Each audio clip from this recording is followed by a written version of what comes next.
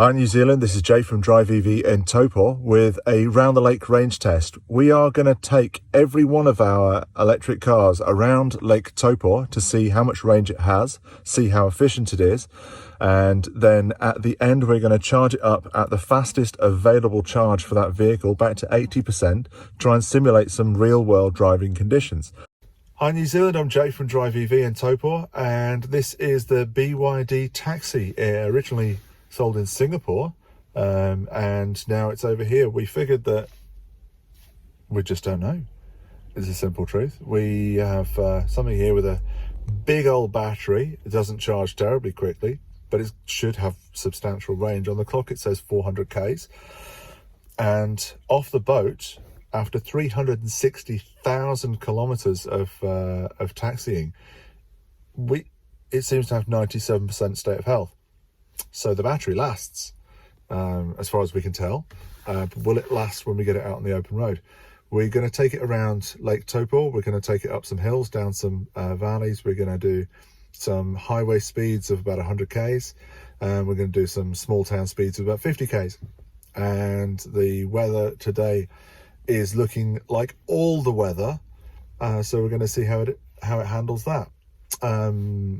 Best guess is it's probably not going to have 400 k's of range, especially as today we're going to need the heaters, the air conditioning, the wipers, the lights, and the cruise control and all of those kind of things. And plus I'm a terribly inefficient driver, but we shall see. Come and have a look with us.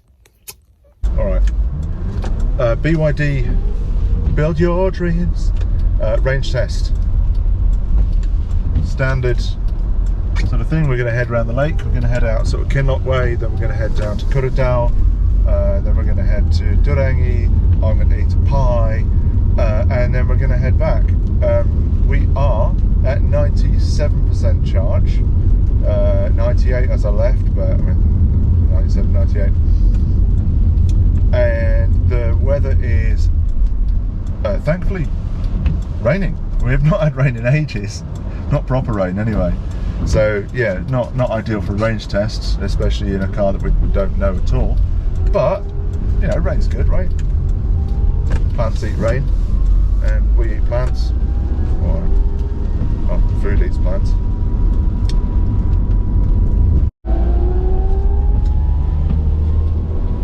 First things first, I'm 6'2". I'm guessing not many Singaporean taxi drivers are. My knees are pretty cramped. And the steering wheel's over to the left, or the seat's over to the right. That's kind of unusual. Guess I'll get used to that. Drive like a yo boy, it all seems to be fine. Acceleration away from the traffic lights is like a Singaporean taxi. What do you expect? I mean, come on now. It's fine, I guess. We are currently at $6.15, that's the wipers, on the meter. So we're going to find out how much it costs to take a Singaporean taxi round the lake as well.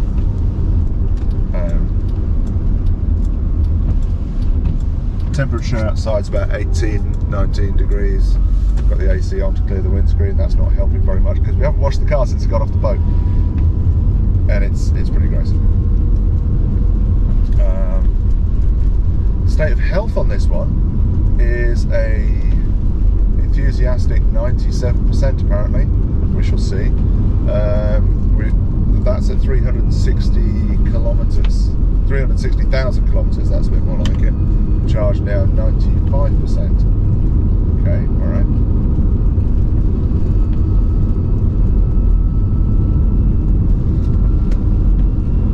Well, this might not be a full round the lake range test. We'll drive until it gets to 55 and then we'll head home. This one currently charges at 7 kilowatts, so there's no rapid charging if I stuff this up.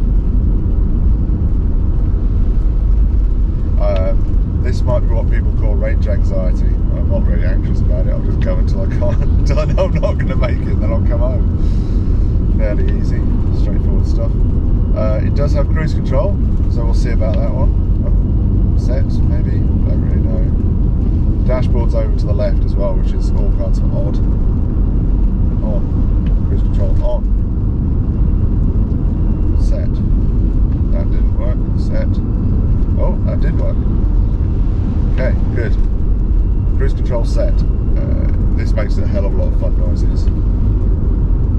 proper electric car, whining and howling happening. Now that we've done a few of these trips, we know that the range pretty much falls through the floor all the way up to we'd get just past the Kinloch turnoff. This was the first time we'd done it, so we didn't know that. All we knew is that the range was falling through the floor.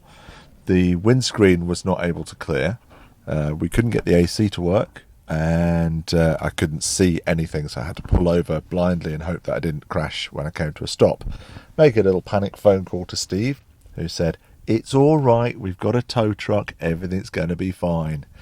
And we pulled in later at the Tihoy Tavern, and they have a toilet which they don't lock, so I managed to get some wipes and clear the screen. And from there onwards, things got a little bit better.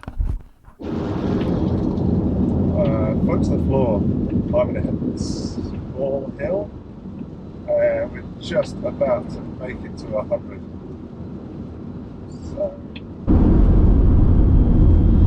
So range seems to have settled down a little bit. We're at 83% now, and we're probably 20-30 k's from Topol. Just really doesn't seem to want to go above 80 kilometers an hour. You can go about 100, but it seems to really eat into the range. Now we're climbing gently using about, as I started talking, 22 kilowatts, at this point 40. What that means, I'm assuming it's kilowatts per hour of use, but it just says kilowatt, so we'll work that one out.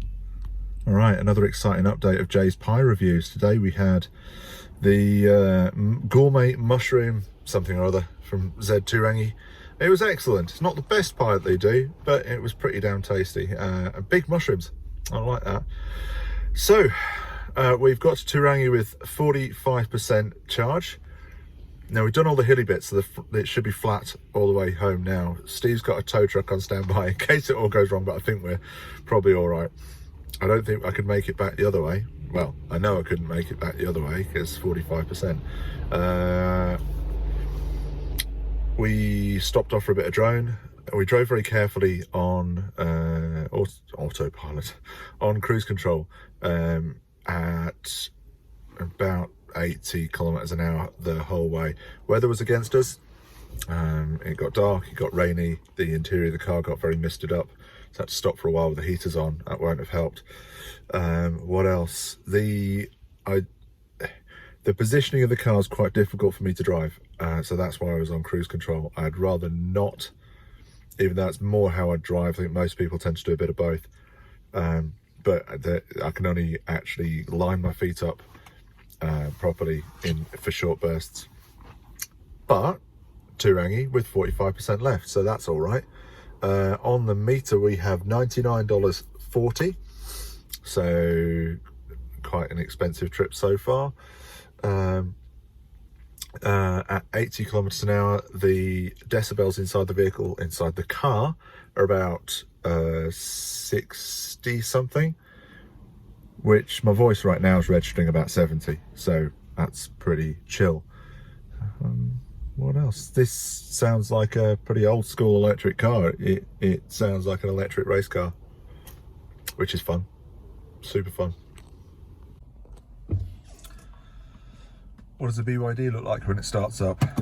Yeah, actually pretty nice. Bill.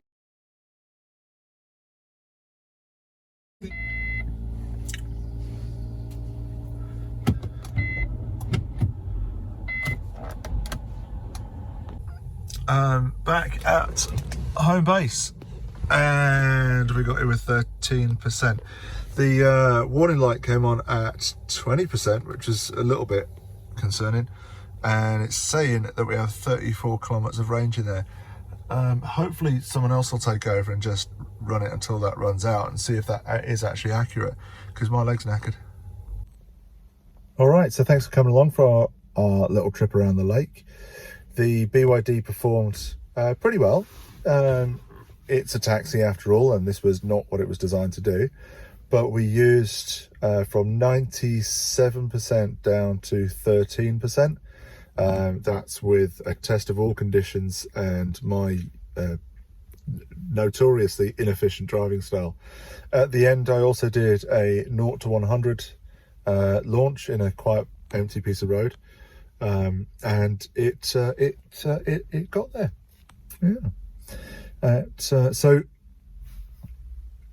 I guess the story on this one is that it's got a massive battery and a pretty solid range, and it is built to do around town.